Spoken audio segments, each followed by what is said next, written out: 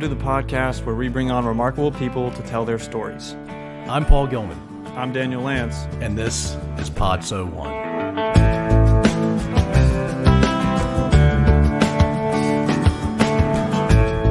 Ross H. Mackenzie is a helicopter pilot, published author, and retired Navy man. He also happens to be Paul's brother-in-law. During his 20-year U.S. Navy career, he interdicted drug shipments in the Caribbean and cruised in the Persian Gulf as a Seahawk helicopter pilot. His published works include Brief Points, an almanac for parents and friends of U.S. Navy midshipmen, My Sailor Dad, and My Soldier Dad. My Sailor Dad and My Soldier Dad are part of the Patriot Kids book series and the Hero Kids project aimed at helping service member families understand military service and all that comes with it. To learn more, please visit herokidsbookproject.org. Ross is married to his wife of 25 years, Elizabeth, Gilman Mackenzie. They have two wonderful teenage sons, Stuart and Cameron. Here's Ross. Ross, welcome. Ross Mackenzie is most known for being my brother-in-law. His family is joining us. My nephew, his son Cameron, his second oldest, and then his oldest off the mic, but Stuart is in the room. Of course, my kids are in the room, Lindsay and Zach. Daniel, of course, as always, is here doing his thing.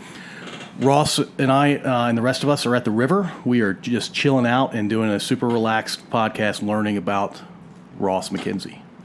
Thank you. It's great to be here. Right on. So you're a pilot right now. And briefly, you flew helicopters for the Navy and now you fly commercial airlines. But let's rewind all the way back to, when did flying hit your radar? Like, when did you decide that you liked flying and you wanted to be a pilot? Right. So I'm one of those kids who was really fortunate to figure out what he wanted to do when he grew up at a pretty young age.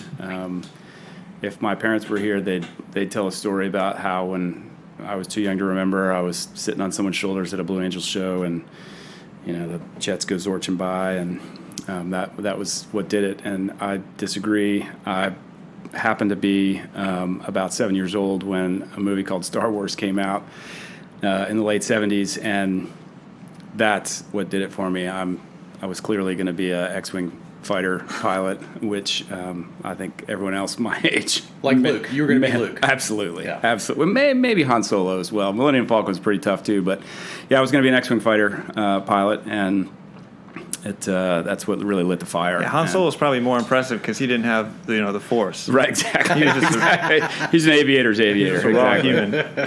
Good first mate and Chewbacca as well. So, that's what did it. And then sort of followed that dream and passion through my childhood. And then when I was old enough to do anything about it, I went to my parents and said, hey, I think I'd really like to try this flying thing for real. And my folks decided to encourage that with a few conditions to make sure that I was really serious about it. They said, sure, we can help you support this dream of yours, but it's really going to be on you because we want to make sure that it's something that you want to do. So financially, it was on my shoulders, and so I was like, not intimidated. Okay, hey, let's try to find a job where I can make the most money in the shortest amount of time and save up for this. And so that's what I did. Work construction in the Virginia summers and made a lot of money. And then the summer before my senior year of high school, I didn't have a job, and I just flew and made it all the way through my private pilot license, and so I had that.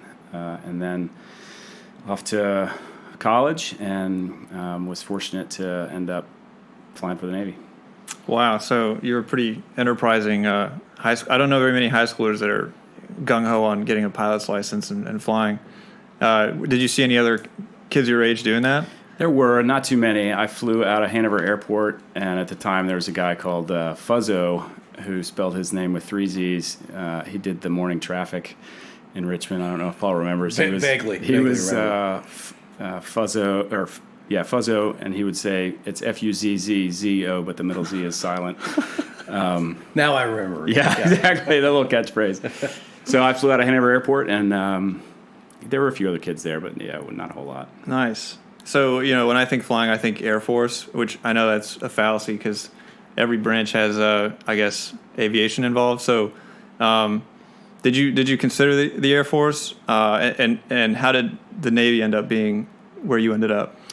Great question. So yeah, I just really wanted to fly and didn't see much of a differentiation between the services until we started spending a lot of time with a great family friend called Paul Galani, who was a fighter pilot in Vietnam, unfortunately shot down and spent some time in jail in Hanoi. But sometimes 6.5 years. Right.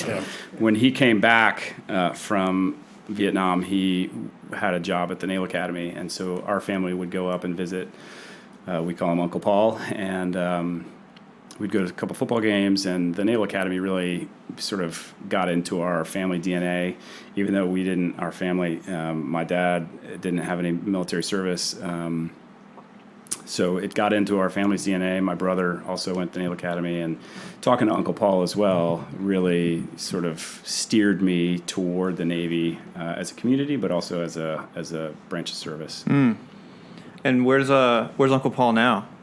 He is still in Richmond. He's living in the same Westminster, Canterbury, where my folks are, and still after it. It's good. That's amazing. When was the last time you saw Paul? It's been a couple of years. Yeah. Paul's a great man. I've met him. He's got a great sense of humor. For somebody who went through what he went through, 6.5 years away from his wife. I don't remember if he had kids at the time or not. No, he had kids when he came back, and that relationship started. My dad was a newspaper editor in Richmond, and he became friends with Paul's wife while Paul was in jail in Vietnam. As a platform, my dad's editorial page was very kind to the wives of POWs, Phyllis Galani, Sybil Stockdale, and others, and that's how the relationship really rekindled, began, I should say. And then when Paul came back, the friendship just really took off. Yeah, Wow. he's an amazing guy. Yeah. Super great guy to be introduced to at a pretty young age. Oh, absolutely, Yeah, absolutely, no question. Yeah. Cool. So, did you enjoy the Naval Academy? Oh, every minute. You know, everyone has a. No, I was fortunate to be an athlete there. I was a rower when I came in, and then for the first 3 years I had an injury where I couldn't row my senior year, but that really was for me, a lifesaver. I had a great niche of friends, a great community within the larger community of the Naval Academy, and my personality was not one that sort of jived super well with the structure of the Naval Academy, which is fine. There's plenty of people who buy into it, and there's some people who don't, and I was one of the people who don't, but it just made it for some tough days, long days, but it was a nice vehicle. The adage that some people use is the Naval Academy is a great place to be from. It's not really a very great place to be. What sport did you play? I was a rower, crew. Oh, yeah, my bad. Okay. Nice. Yeah. And you say you enjoy every minute of it. That was tongue-in-cheek. That was Right. sarcasm. So, what are some of the experiences that maybe, it wasn't the most enjoyable? Like, I'm guessing your first year there, I don't know. I heard about the rat line last week. From VMI. Right. I'm Right. wondering if there's like a similar kind of concept. There is. So the Naval Academy is populated with a lot of kids who are very used to getting what they want based on academics or athletic prowess, and so they bring all these kids in and knock them all down to square one and remind them that they all are essentially the same, and then build them up together. And that's a lot of the rationale behind what we call plebe year, plebe summer. You get your head shaved and bring your modesty down a few pegs. So yeah, that was physically pretty challenging, intellectually pretty challenging, just to get through some of those. I guess Just like rites of passage. Exactly. Yeah. So once you make it through the summer, then you have the academics on top of that, which are top shelf and very challenging for a kid who was more of a jock than a studious guy. It was rough, and so whether it was being told to do things just because those are the rules and that's what we do as a plebe, or based on tradition, some of the stuff didn't make sense to me that I would want to push back on, and that was sometimes created some challenges. Did you actually push back, or was it more mental anguish? I think the latter, more mental anguish. And then once you're through the plebe year, then you're into your major classes, you're into your different communities. And as I mentioned earlier, for me, to be able to have a sport to go sort of escape from all the professionalism, professional nonsense, whatever moniker you want to put on it. Super uptight just because we can be super uptight. Exactly. To go on a trip up to New England to one of these colleges that we would be rowing against and have a few opportunities to take a deep breath was very necessary. Right. Nice. It's got to be tough for the kids that didn't play a sport, right? Yeah, and they're folded in. Of course, there are intramural sports that are there, and there's other opportunities for you to find your community, whether it's club sports or one of the big ones is football. If you're not on the Division I team, which of course is very rigorous, they have a 150s weight football team that you could play against some other schools that have 150s. Like 150 pounds? Correct, yeah. So almost like a wrestler. If you're not a big enough kid to be on the offensive line for a D1 school, you're still able to play the game just against folks who are a little bit smaller. And it's still super competitive and a lot of fun for those guys. So everyone sort of finds their niche and their community. And as I think some of your previous guests have mentioned, at the military academy, just like the Naval Academy, that it's broken into regiments and battalions and companies, and without getting into the minutia of what that is, you have a group of people who you go through the school with, and so oftentimes you can sort of connect to those folks, and they're kind of your closest mates. Yeah, your company, right? Exactly. Everybody's pretty darn tight inside those. Yeah. And did they try to make sure you stayed with those people like after the academy, or did most people kind of? No, it's sort of a blunderbuss after the academy because people are going into all different communities. Some people are going to the Marine Corps, some people are going into the Navy, and then within those larger services, you've got pilots and surface warfare officers and infantry officers. So it really just people scatter to the wind, and some folks stick together, obviously, but oftentimes your company is a place to sort of hang out with on a reunion, if you will. So you ended up being in the academics, certainly, which were rigorous. You ended up rowing for the first 3 years, but you also majored in something that most cats don't major in, going to the Naval Academy. Tell us about that and what that experience was like. Sure. So you have 3 groups of majors at the Naval Academy. At the time, this may have changed, but the Group 1 majors are the technical sciences, so aerospace engineering, electrical engineering, that sort of level of technical thinking.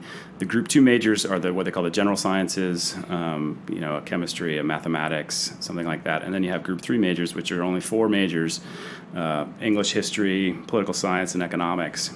And I was an English major, so I was in that Group 3 major. So I'm a little bit strange because everyone who graduates from the Naval Academy gets a Bachelor's of Science degree because of the core courses of technical courses that we need to take, electrical engineering, physics, what have you. But I majored in a non-technical discipline, so I have a Bachelor's of Science in English, which is a bit strange.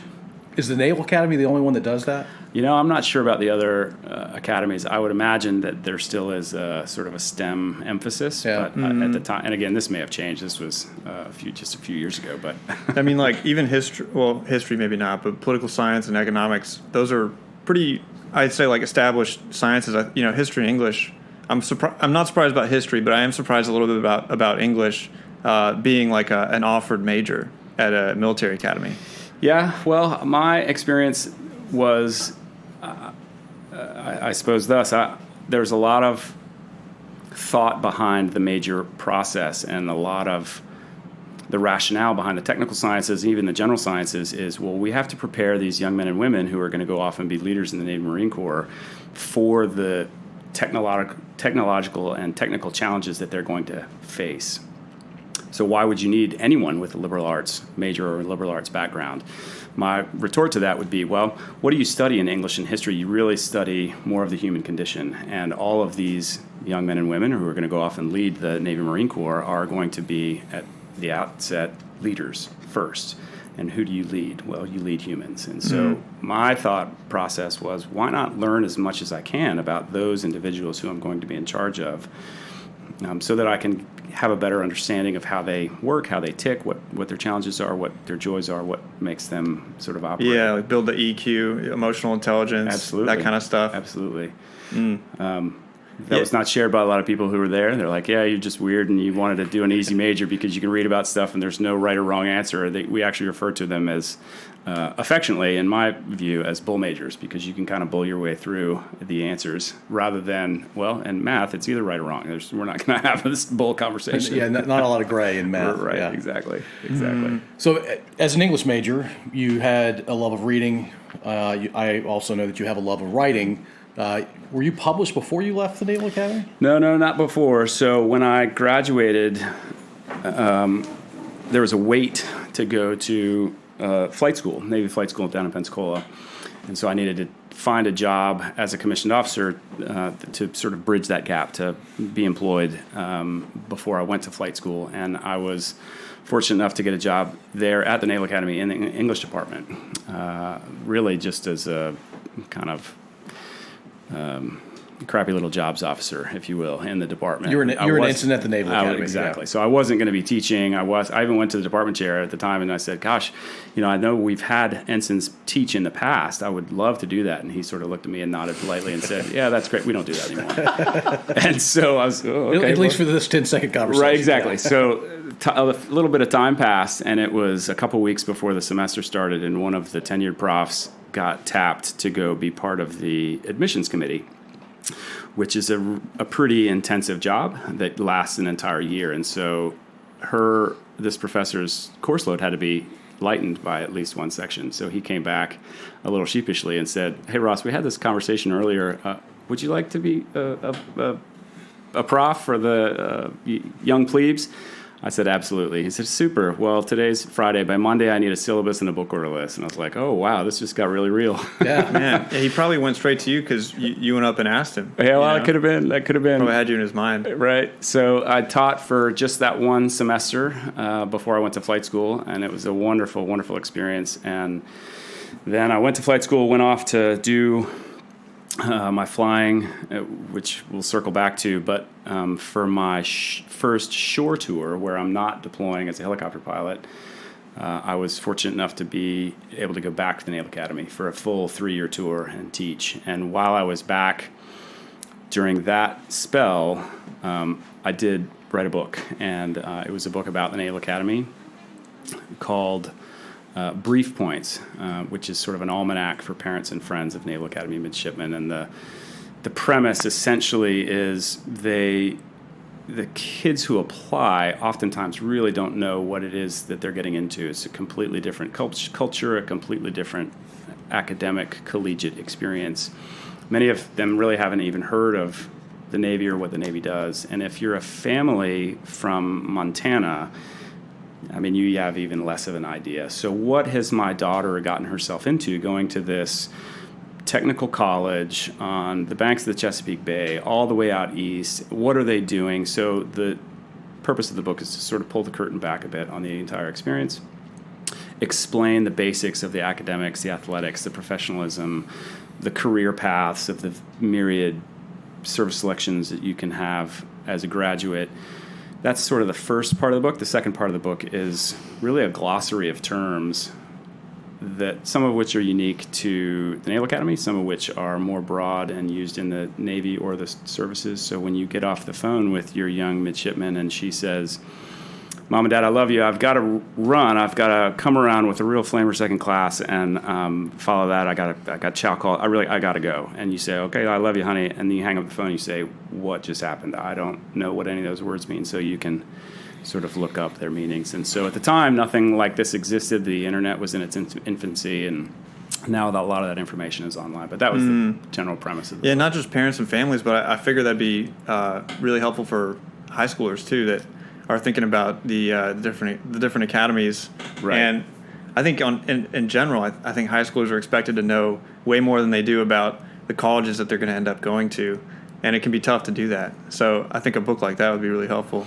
Yeah, and I was fortunate. My dad, who's a career newspaperman, who had 2 young sons who went to the Naval Academy, really got frustrated by the lack of information. And so he wrote the original brief points, and it had a second printing where there were some modifications, and he really wasn't interested in doing a 3rd edition. And so we had some conversations with Naval Institute Press, who were the guys who published it right there in Annapolis. And I was fortunate to get the contract and did the editions. Was it blessed by the Navy? Like, did you have to run it by the Navy so that they didn't think like, hey, you're publishing a bunch of slander on us? So we had those conversations, and in order to, the short answer is no, it was not run by the Naval Academy. In order to do that, there's a whole vetting process, and they have to buy into everything that's being published, which frankly would have changed the end result. Right. Not because there's anything secret or nasty or bad about the Naval Academy, but in order to have their blessing,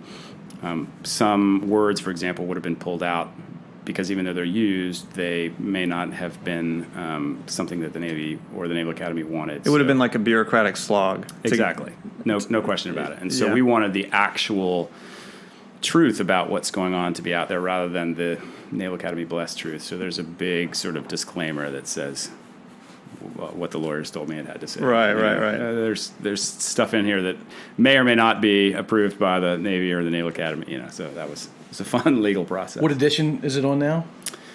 So the 3rd edition was the last edition. We were fortunate to have another printing, and now it's sort of gone. It's run its course. It first came out in 2004, but the majority of that information now lives online somewhere, whether on parent sort of blogs or friends of the Naval Academy, and it's much more up to date. It's much more, but it was a valuable resource. A lot of parents, for about a decade, I would go to Induction Day, which is the first day where you drop your son or daughter off, and I would sign books at cool. the mid-store No way. there, and all the same conversations that.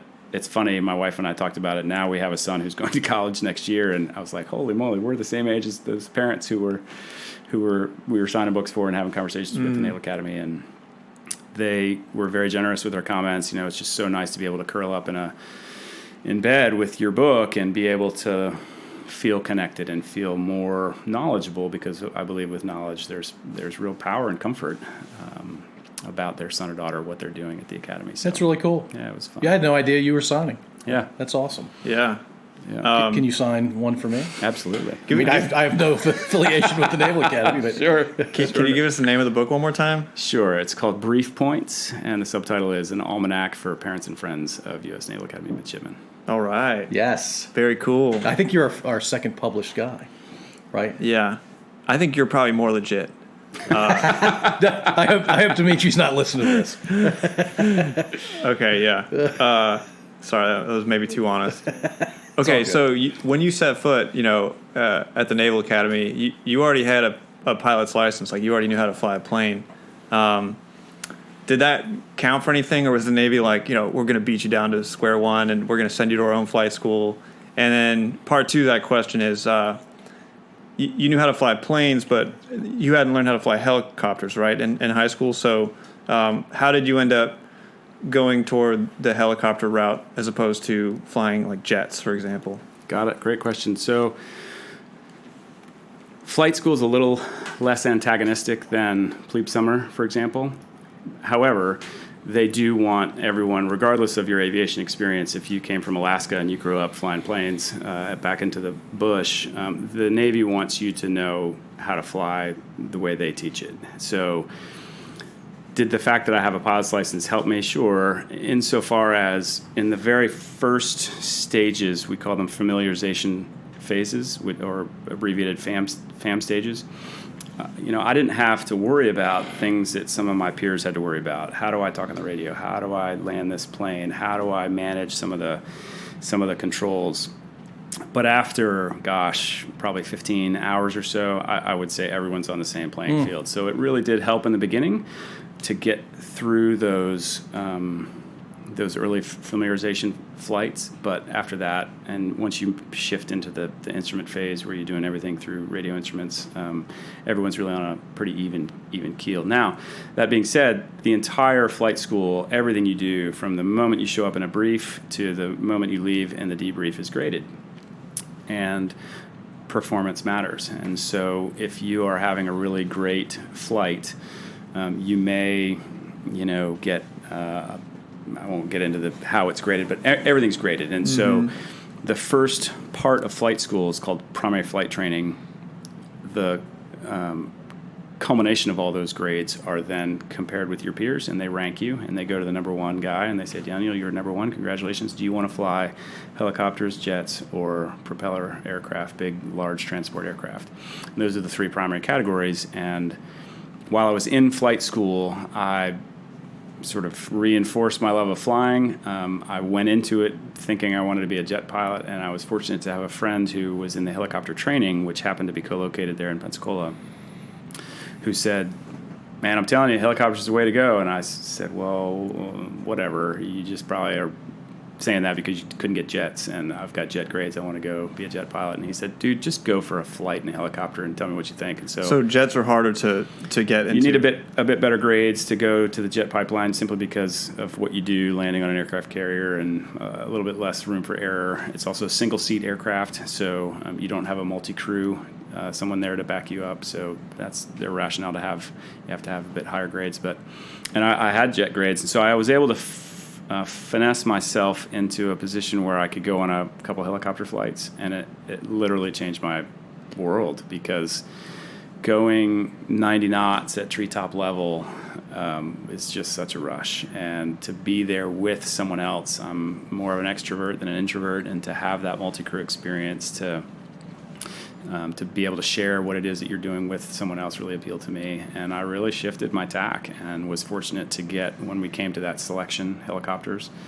And then the second phase is the advanced phase of flight training, where they teach you how to fly helicopters. And very few people come into the Navy flight school knowing how to fly helicopters, so we're all on the same playing field by that point. And I did well enough to get what I wanted to do, which was the airframe that I wanted, the SH-60 Bravo, the Seahawk, and the location that I wanted, which was out in San Diego. So that's where we moved to after flight school. Wow. Yeah, we went out to San Diego, my wife and I, before any of us had kids, I think. I think so. Oh, no, Stuart had just been born, I think, maybe. No, he was born back in the Yeah, that's right. He was born like a year or two later, I guess. San Diego is gorgeous, man. It's an amazing place, but you had maybe 1.4 of a postage stamp, right, as a living space, right, out on. So the base I flew out of was NAS North Island, which is on Coronado, which is just off of the mainland of San Diego, and it used to be an island, but when they dredged the channel there for the naval base, it created a peninsula.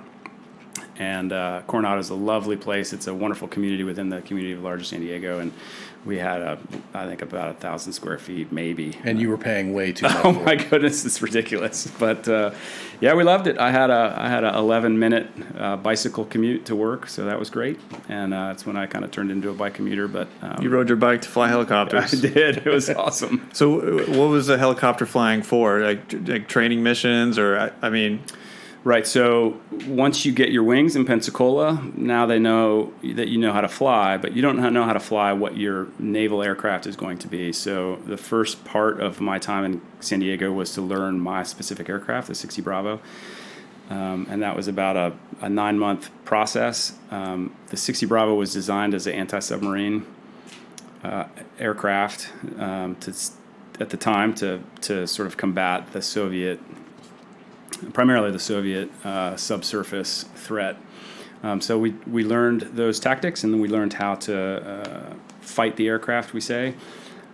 But as time changed and the wall came down in 89 91, the mission of the aircraft changed, and the 60 Bravo turned into more of a kind of jack of all trades. So we did subsurface combative stuff. We did anti-surface. We had a couple forward-firing missiles, ordnance that we could use. We did sort of logistics between this ship and the battle group over to that ship, moving parts and people throughout the battle group. And then what I ended up doing a majority of my career was counter-narcotics. So we would go in the Caribbean and Eastern Pacific, back and forth through the Panama Canal, fighting the drug war. Whoa. I didn't know the Navy was involved. I guess everybody was involved. It seems. I thought that was more of a Coast Guard domain. So we worked part and parcel with the Coast Guard. We had a Coast Guard law enforcement detachment on board with us, and they're just fantastic people, door kickers, who are just love the rush of the fight. We would often fly with Coast Guard snipers on our helicopters, so that if we did find a drug runner, we could, once we had gone through the proper procedures, of course, shoot out the engines and cause them to stop, and then be able to apprehend a bust, which happened more often than you might imagine. And some crazy stories about dark and stormy nights doing that. But it was a wonderful, wonderful mission that and we knew we weren't getting all of the drugs by any stretch, but even the small percentage that we were stopping was enough to intimidate the folks who were running those drugs. Did you ever feel like you were in danger, like from the helicopter perspective? Or was it mostly a one-way kind of, like anti-air, I don't know, like RPGs and stuff, I don't know. Right. Well, yeah, absolutely. And the cartels are very familiar, and again, this is, I'm sure, changed in the time since I've been doing it, but they're very familiar with our rules of engagement. However, they almost always are running with weapons, whether it's an RPG or some type of a machine gun, which would be a bad day. So, yeah, there's a bit of a pucker factor when you're coming and rolling in on a ship that's running out just east of the Galapagos, and there's no one else around, and these guys haven't been identified before. So are they going to shoot back? Are they going to?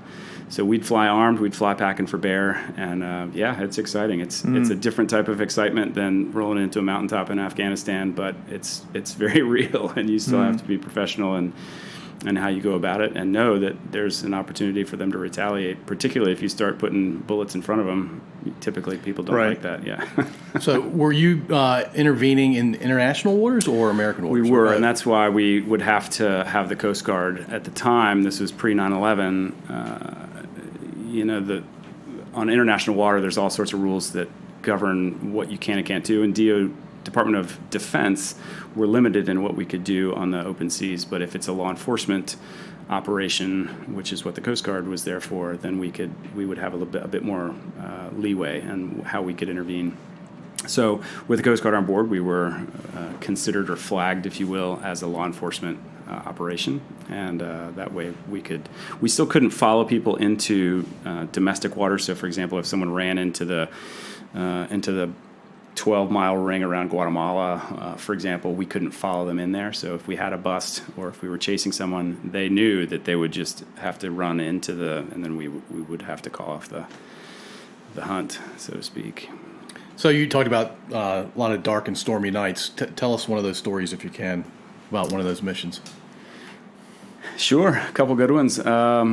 There's really three different ways that the cartels could move narcotics. One is through a semi-submersible, like almost a submarine. They would have a little snorkel primarily for exhaust of the diesel engines. Very, very difficult to see on radar and the naked eye. The other way a second way was to have a fishing vessel run the drugs, where they would operate as a fishing vessel. They would have a fishing crew. They would have nets. They would look for all intents and purposes like a fishing vessel. But then they would have one of the fuel tanks removed, and they would hollow that out, and they would pack all the contraband in there. And the third way was what we would refer to as a go fast, which was sort of, imagine a Miami Vice sort of cigarette boat with, four 450s on the back of it. Like they weren't making any appearances. Oh, no. Yeah, they just go. And there's so much on the open ocean with choppy water. There's so much splash. These guys would be running. The driver would literally have a diving mask and a snorkel on so that he could breathe, because there's so much. It's just crazy. So we would, and I have stories from all three of those, and each one of them, most of the guys who are running the drugs don't want to be there. They've been conscripted by the cartels through all kinds of horrible intimidation. So I would feel bad for them if we would actually find them. But some of the most exciting were the go fast chases, because these guys would see us and they would know that the gig was up, and they don't want to have the gig up because of their own reasons. If they're a cartel guy, because they're probably not going to live too much longer. If they're one of the conscripts, there's probably going to be payback for their loved ones. So they were really trying their best, but to not get caught. Some of the best pictures that I have from the experience didn't involve the go fast, but the fishing boats. So we would find these fishing boats, and we would go through the State Department and find there's a known list of these potential boats that are used in this drug trade, and we'd find one through our sensors, and then we go provide air support for the law enforcement guys to go on board, and it's just really exciting to watch. We've got our weapons trained on board in case something goes bad, if they detonate the boat or try to be hostile toward the law enforcement guys coming on, and they just literally, with the proper probable cause, tear that boat apart and find, I'm talking tons and tons of uncut narcotics. So with street values, over $1 billion, just extraordinary. Over $1 billion back then? Yeah. Wow. Yeah. So what would be the fate, if you catch one of these conscripts or cartel guys, what's the typical fate for them? Do they get sent back? No, so we would apprehend them. We'd put them on board, turn an area that was humanitarian of the ship into a sort of makeshift prison, and give them, obviously, their food and water that they needed and opportunity to use the restroom. But we'd have a representative sample, or in some cases, the entire contraband that we would collect, and then we'd send them into the American DEA, and they'd be prosecuted, and they're probably out there in a jail somewhere. Right. I don't believe they would be repatriated, but I don't know that for sure. It might not be something that they'd want in any exactly. case. So how long? But they also don't get citizenship. Right. So how long did you do that for? Yeah, so I did a full 20-year career in the Navy, and of my deployments, I did one deployment over to the Persian Gulf that was not counter-narcotics as part of a battle group, and that was a different set of stories. And then the remainder of my deployments were counter-narcotics. So I had, I think in my career, a total of 9 ships I was deployed on, and however many days at sea, I don't recall, and lots of different guys I flew and flown with. And so these would be, like, you would be on a boat, like an aircraft carrier out in the Galapagos, and you'd take missions from it with your helicopter? Correct. So not a carrier. The only time I worked with an aircraft carrier was in the Persian Gulf, but on the counter-drug stuff, I was on a frigate, which is the smallest ship in the U.S. inventory. It's a little bit cramped on board. But yes, we would take off from the ship, go out and do our missions, and then return to the ship. And so how long would a ship deployment be? Typically at the time, about 6 months. So hard on a young family, hard on a young marriage, and a lot of the things that these military families have to do. It's a different set of. Doesn't make the military families better, but it does make them different. The challenges that they face are very different from a sort of traditional American family. So yeah, it was tough, but it's necessary. Yeah, it's amazing the spouses, of people that they go through, like, and then have to raise the family and everything. I think that they're some of the strongest people probably. Yeah, absolutely. Around. Absolutely. So when I was at the Naval Academy the second time teaching, I happened to be assistant prof there when 9/11 happened. And so I had very recently come from a deploying squadron where I was out doing the job on deployment and living that life. We had just had our first son, Stuart, and he was less than 6 months old when 9/11 happened. And I started, and I'd keep hearing these stories from my friends who were still in the deploying side of the house. Their lives are turned upside down. They're being told, you're going on deployment. We don't know how long you're going to be gone. So I started looking at this young child that I had and try to figure out, well, if I were still doing that, and since I was teaching, I wasn't deploying any longer at that time, what would be some of these questions that this young man might ask? Hey, Dad, why do you have to go away? And is what you do important? Do you still love me when you're gone? And the most important one, are you ever going to come home? And so I try to sort of fashion those questions and others through the eyes of a child into some type of a response. And it turned out to be I was teaching English at the time, English Lit, and so it turned out to be something of a poem. And I had a foot in the door with the Naval Academy book in publishing. And then I started wondering, well, if I could get this story, is what it turned out to be, to a larger audience, perhaps that wouldn't just help my son. Maybe it would help other families as well. So that's how the second book that I got published sort of began. The name of the book is My Sailor Dad, and it took a while, but in 2008 that was published, and we've just been really, really blessed with folks' feedback that it has done exactly what we wanted it to do, which is sort of wrap your arms around these military families who sacrifice so much and try to help answer some of those questions that are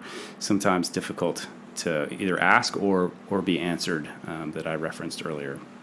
So it was really a wonderful experience, and I ended up following that up with a partner book to My Sailor Dad called My Soldier Dad. Very similar questions, but a different audience, to primarily a ground soldier type of family. And that book also came out, and very well received. I was fortunate to win a couple of awards, which was nice. And as time progressed, I started wondering, is there a way that we can get these books who, the military is rough average, about 80% enlisted, 20% officer. Our target audience are those young enlisted soldiers and sailors who may not have $15-20 for a nice kid's book. How can we get it in their hands just free? And so I was able to create a nonprofit called the Hero Kids Book Project, where we receive donations as you would to your church or any other charity, and then we're able to buy the books at cost and just distribute them for free. And so Hero Kids has been going since 2014. We've given away thousands of books, and it's sort of a passion project, but it's a really great opportunity. We currently are using the USO to help us distribute the books, and I tell you, man, we'll drop off, a couple hundred books, and in days they're gone, and they get all these wonderful feedback that, these families are so grateful to be able to have that opportunity to sit down and curl up with a physical book with their kids and have some of those questions answered. Yeah, I think I don't think that you'll ever replace that. The curling up and the physical book with blogs or something, for example. Right. Did you send Paul's family a signed copy of Soldier Dad? Better than that, Daniel. I even dedicated the book to Paul and his family. No way. That's right. So yes, he definitely has a signed copy. His kids are old. All our kids now are, they're not the sort of 4 to 7 year old age, but yeah. They have but when you and I were going places, they were quite young. Yeah, absolutely. Yeah. Absolutely. Have you read the book, Paul? Multiple times. Do you want to give us a quick book review? It's been a while. When did Soldier Dad come out? My Soldier Dad? Soldier Dad was 16, I think. Okay. I have to look.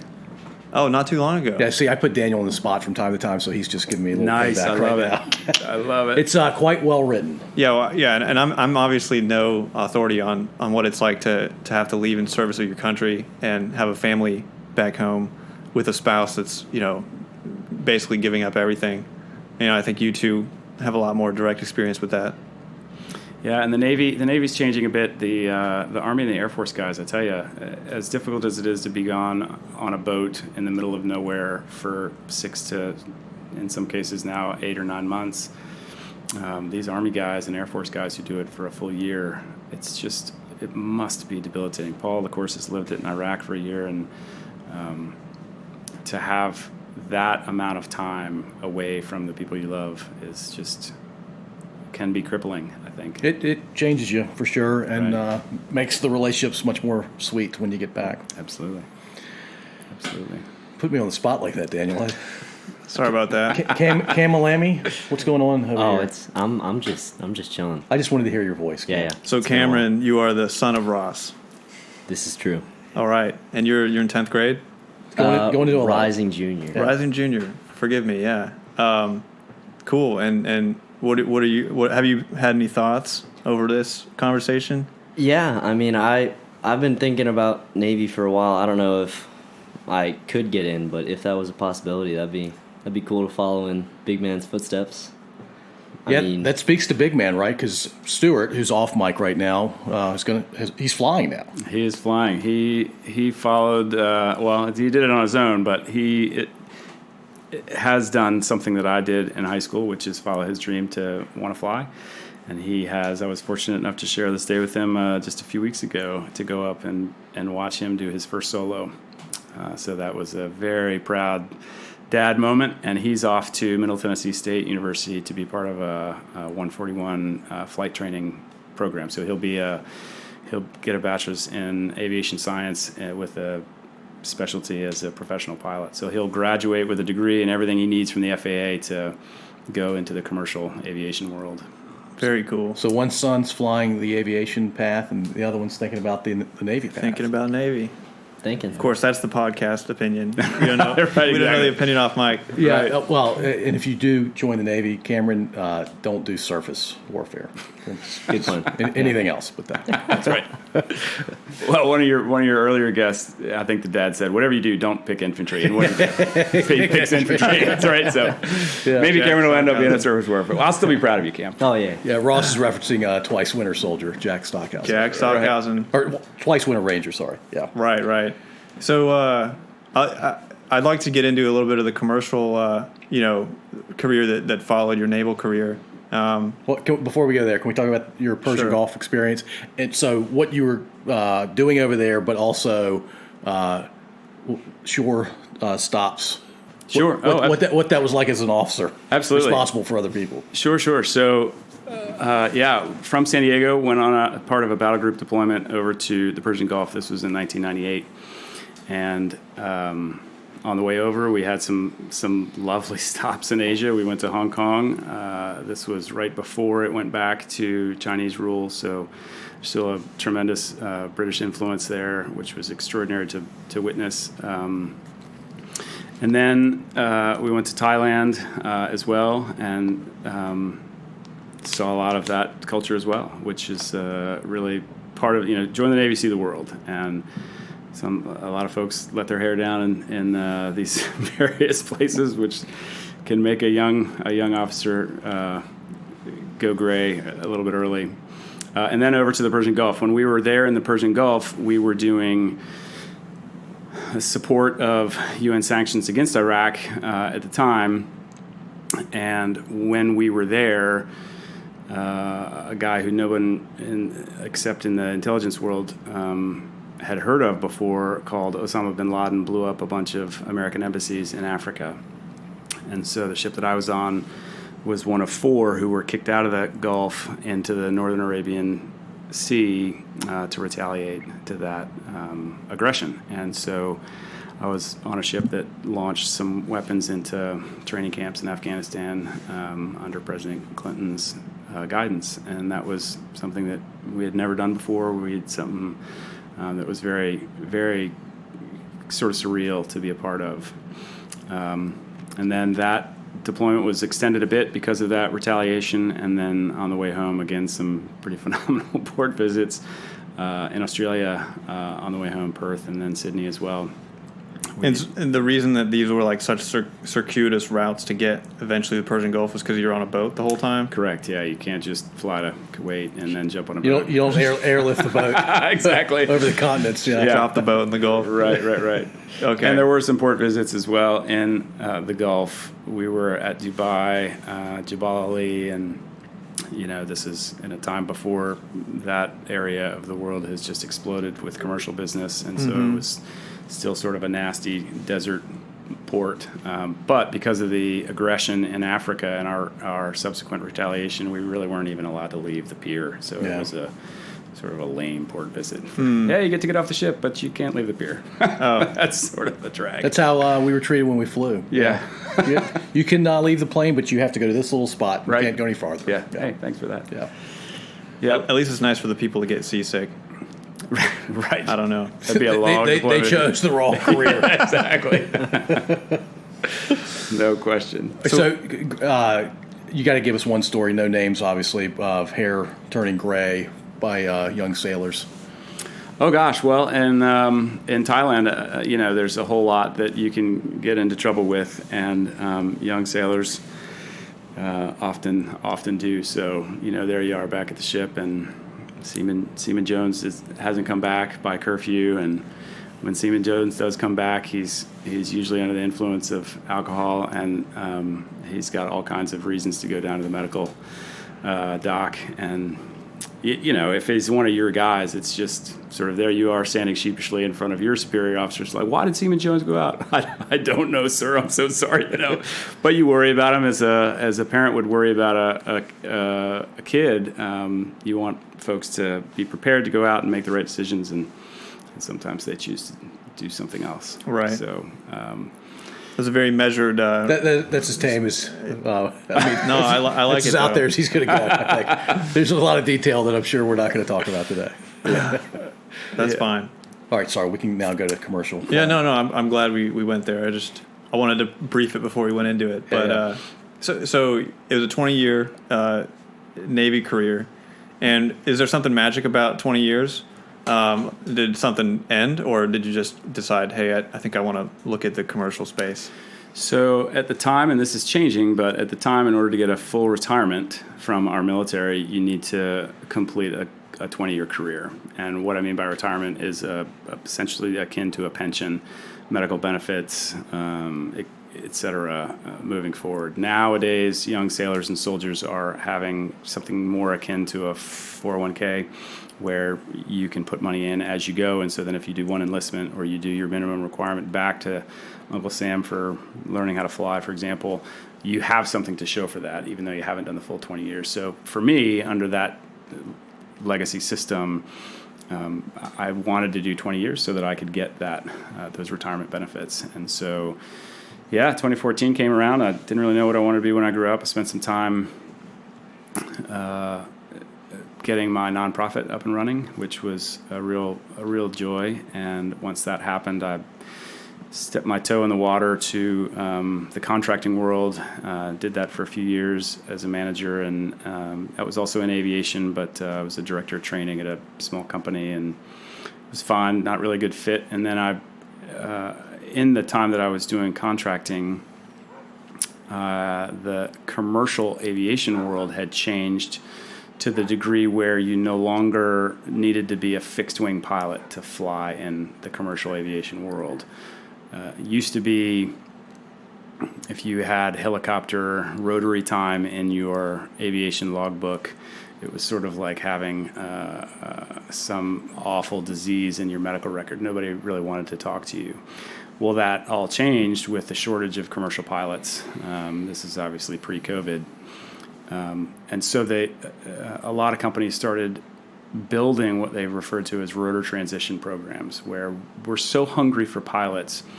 We know that there are a lot of former military helicopter pilots who fly in the same infrastructure, who talk on the same radios, who know all the same regulations. It's just that the wings of the aircraft they flew spun in a circle rather than were fixed.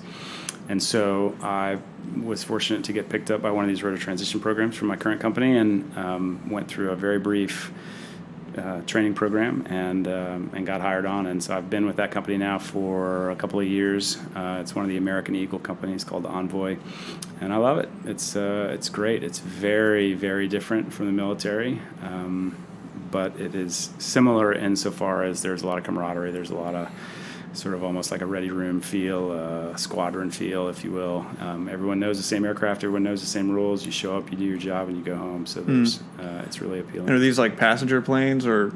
Right, yeah, these are passenger planes. So I fly the E-175, which is the largest regional jet we have. It sort of looks like a baby 737. Engines underneath the wings on either side rather than all the way aft on the fuselage, like some of the smaller regional jets. So do you think there's merit to that idea of transitioning from fixed wing to rotary wing, the other way around? Like that a lot of that knowledge is transferable, and you can take a lot of helicopter pilots and just basically train them pretty easily to become fixed wing? I'm a huge supporter of it, and I absolutely think it is, until just a few years ago, a massive untouched resource. There are more Army helicopter pilots than there are Navy helicopter pilots. The Army has a massive aviation infrastructure.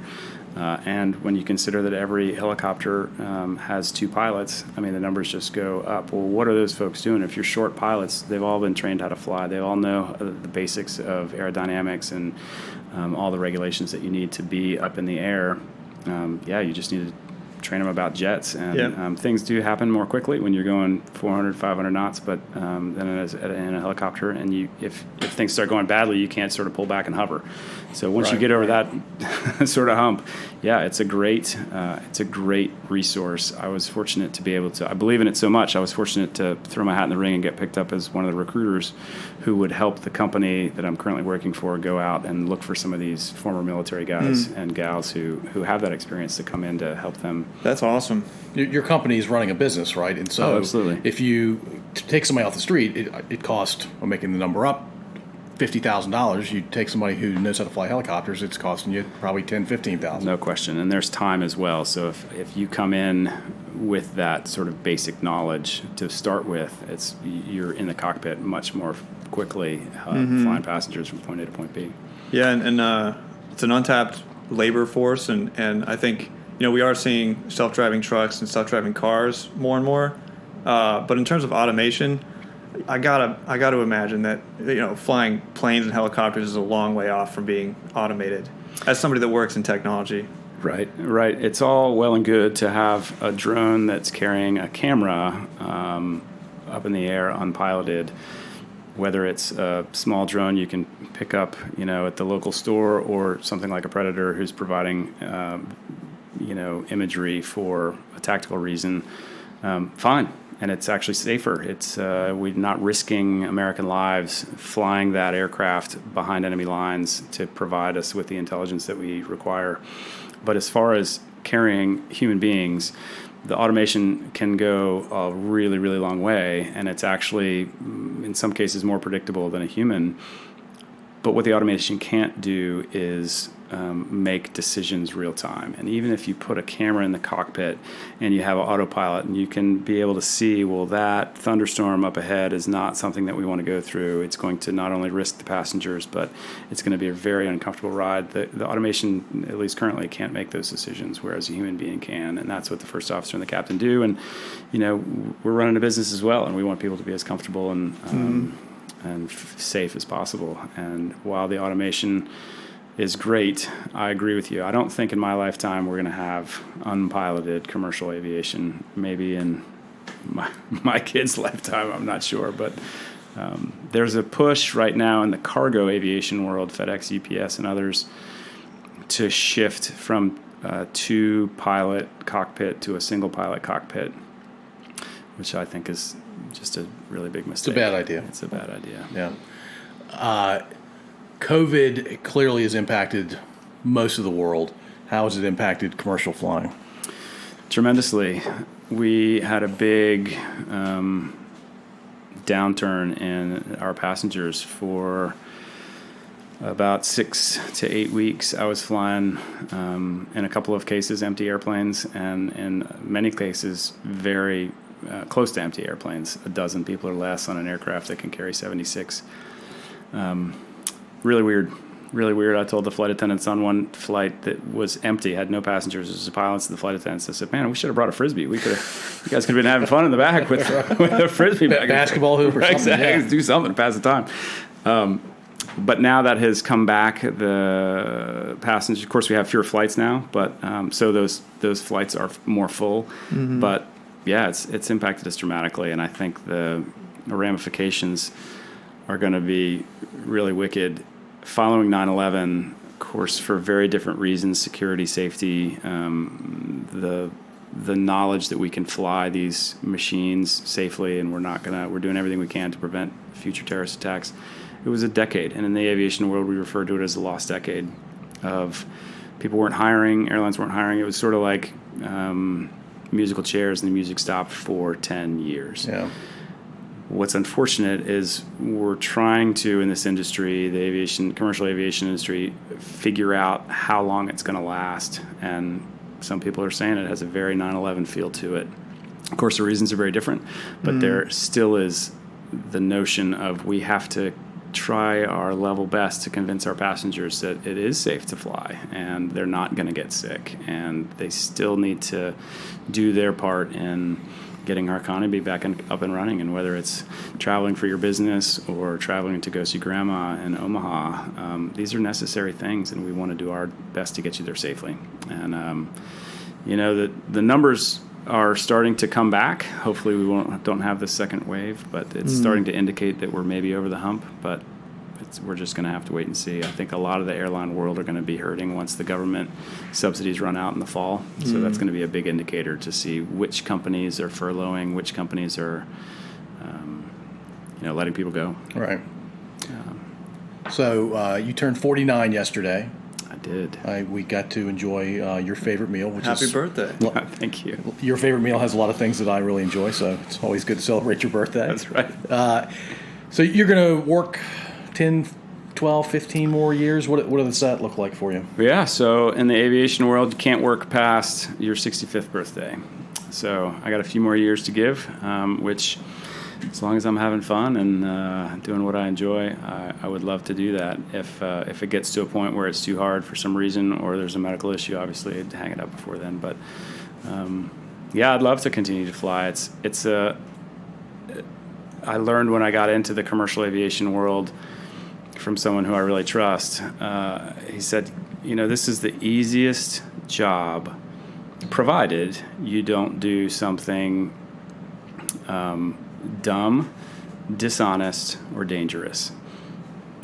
Know your procedures, know the aircraft, know the systems, show up, get your people from point A to point B, and don't do anything dumb, don't do anything dishonest, and don't do anything that can jeopardize your career moving forward. So I love it. I think those are rules you can apply to a lot of endeavors. Yeah, exactly. Yeah. That's true. It's an easy job if you do all the hard stuff right. Yeah. Which is true. So I think we'd be remiss if you didn't tell us a little bit about your bride. Right. So I am married to your little sister. We have been married now 25 years. We celebrated our 25th anniversary last fall when we were for a lovely holiday to Ireland. It's been, every day has been sunshine and butterflies. There's been no bumps in the road. I personally know that's not true. No, it's been wonderful. It's been wonderful to share life with her, and we have had plenty of bumps in the road. To say otherwise would be just abjectly false. But we've been able to work through it through a lot of forgiveness and sacrifice, and these two young men sitting here have made all the difference and made it really worthwhile. So very, very fortunate. Love her dearly. Your sons obviously call her Mom. What do you call her? Well, Paul, I have you to thank for that. So my wife was born the third generation Elizabeth, and the man I'm talking to, Paul Gilman, had a little challenge with the word Elizabeth. At the age of almost 3. He pronounced it a wubba-buff. And he'll be the first to tell you that everyone laughed at him, and he really didn't like that. So he said, hey, at the age of 3, I'm not calling her a wubba-buff. I'm going to call her Buff. And that stuck, and she became Buff, which merged into Buffy, and she's been Buffy in her family ever since. So I call her Buffy. Yeah. And she's had a couple of different careers, and some of those she's tried to rekindle her birth name of Elizabeth, and it's just weird to me to call her Elizabeth. I feel like I'm cheating on her. I'm like, who is this Elizabeth person? It's a lot of syllables too. Yeah, exactly. There's a lot going on there. Yeah, exactly. So it's we know it's hard, Paul. Even now, even now at my advanced stage. Yeah, the buff. So, you think you're ever going to write again, or are you writing now? I have a couple other projects that are out there, but the Sailor Dad, Soldier Dad project is, I think, complete. I really have. I don't have the Airman Dad or the redheaded pilot mom book. It's funny. Some of the feedback that I get has been, well, I'm a Air Force person. Can you please have an Air Force mom book? And I think there's now in the post 9/11 world sort of a small universe of these books that can help military families, and I don't need to have my books be all things to all people, and I never set out to do that. But I also want to come from a place where in writing you tend to write what you know. You do that better if you stick within your swim lane, and there's plenty of unbelievably talented women out there who can write the Sailor Mom, Soldier Mom books. So I do have a couple other projects, but it's probably not in that vein. I've been doing some more, a bit more education, some of these online courses, which I've become a huge fan of. So that's been filling up a lot of my time right now. So not on the writing side. Online courses in things related to flying? No. So I just finished a course, a Yale course called The Science of Well-Being, which is a free online course. You can pay a little bit of money if you want to sign up to do the extra project or the final project there at the end, which I did. But it's just brilliant, sort of using scientific data to analyze happiness and well-being and some of the things that we think will make us happy: a good job, a great body, a lot of money, fancy things, actually aren't, according to the data, the things that really make us happy. And the course gets into the weeds of, well, what are those things, and how can we sort of retrain ourselves to want the things that do affect our happiness in a positive way, our well-being in a positive way, rather than the things that our mind tells us that we want, which aren't the right things. Can you share one thing that could universally make folks happy? Sure. Kindness.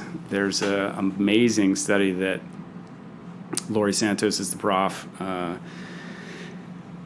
who sort of has culled together all these different studies and all these data, and a kindness study where just by simply being kind, whether it's financial or verbal, not only increases the other person's happiness dramatically, but it dramatically increases your own happiness as well. If I have $5 and I give that $5 to you, you think that in the study it was a $5 Starbucks card. So you think you've won the lottery. Holy moly, I got $5 to spend at Starbucks. You kidding me? This is great. So that person feels unbelievably satisfied, happy, lucky, all of those things rolled into one.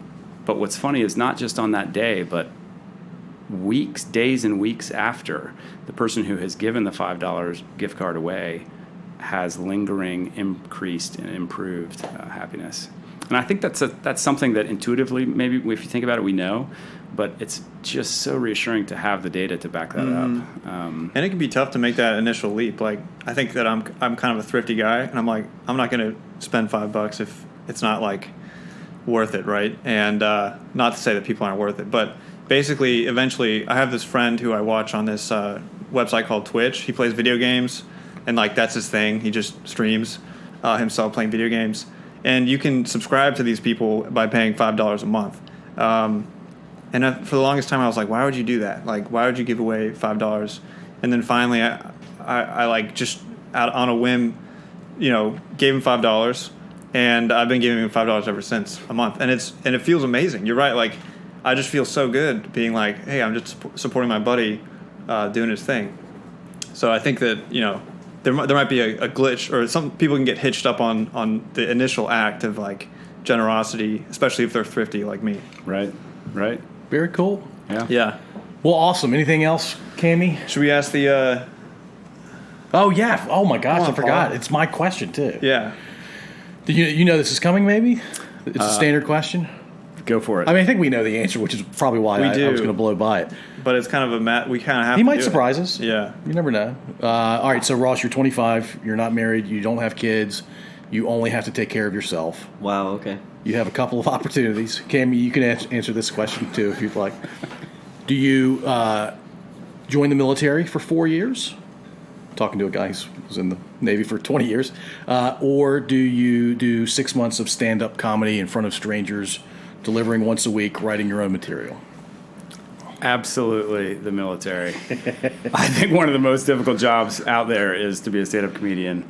One of my good friends growing up was a guy called Patrick Henry, whose older brother is Michael Henry, who started off as a stand-up comedian, and He does a lot of voices. now he's just got an amazing career. Yep.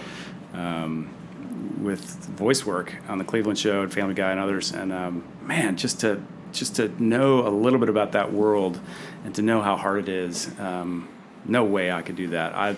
I cherish my own sense of humor. It's not better or worse than the next guy's, but man, to try to make people laugh by things that you say and be paid for And it. it doesn't work. It's rough. That is brutal. absolutely rough. And the point that actually really got to me, somebody that we had on recently made it, is how individual it is. Like, you're on your own and you're making your jokes and you can't steal anybody else's jokes, and everyone, they might look at you and like smile and kind of pretend like they want the best for you, but you're really in competition with almost everybody in that world. Whereas like the military, you're stepping into a team off the bat. Yep. And, you know, like you were saying, you're an extrovert and you like having that co-pilot. I think it really fits sort of team player personalities more, the military. Whereas stand-up comedy, you just have to be so confident and ready to deal with ruthless competition. So Cool. Well, Yeah. Cammy is on the fourth mic. Cam, what's your answer to that question as a 16-year-old? Yeah, I mean, well, think of how annoying it is when someone's like, dude, this guy's so funny. Say something funny, Cam. And you're like, ha. And, like, imagine that being your job. Like, that would suck. So, I mean. Sounds hard. Yeah. Yeah. And, I mean, I'm already thinking about Navy. Baby. So. All right, right on. There you go. I don't think we were surprised by your answer, Yeah. either, but we enjoyed the way you described your answer. yeah. Very cool. Well, Ross, this has been fun, man. Glad we could do this. We are at a beautiful place, having a good conversation. I'm glad we could lay this down for posterity. It's my way of kind of returning the favor for you, dedicating My Soldier Dead. So, Well, thank you there for it is. having me. What a lovely Awesome. setting. You guys have a great gig going, so keep it up. All right. Thanks, Appreciate it. Ross. Thanks, babe.